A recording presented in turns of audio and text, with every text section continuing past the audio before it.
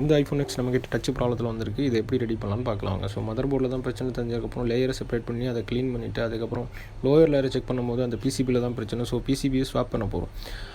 அதில் இருக்க ஆர்எஃப் செக்ஷனை அப்படியே கம்ப்ளீட்டாக டேக் அவுட் பண்ணிவிட்டு பேஸ்பேண்ட் சிபியூ வைஃபை ஐசி இதெல்லாம் எடுத்துகிட்டு நம்ம வேறு ஒரு பிசிபியில் அதை ரீஇன்ஸ்டால் பண்ணிவிட்டு ரெடி பண்ண போகிறோம். ஸோ லோயர் லேயர் பார்த்தீங்கன்னா கம்ப்ளீட்டாக புதுசாக போகுது. ஸோ வைஃபை ஐசி பேஸ்பேண்ட் ரெண்டுமே ரெடியாக இருக்குது. அதை இன்ஸ்டால் பண்ணதுக்கப்புறம் லேயர் ரீபால் பண்ணுறோம். லேயர் ரீபால் பண்ணி திரும்ப அப்பர் லேயர் அதை ப்ளேஸ் பண்ணி ப்ளோ பண்ணி திரும்ப மெர்ஜ் பண்ணுறோம். லேயர்ஸ் மெர்ஜ் ஆனதுக்கப்புறம் செக் பண்ணலாம். பாருங்கள், இப்போ கம்ப்ளீட்டாக டச் ஒர்க்காக ஆரம்பிச்சிருச்சு. எந்த பிரச்சனையும் இல்லை. டிவைஸ் பக்காவாக ரெடி ஆகிடுச்சு.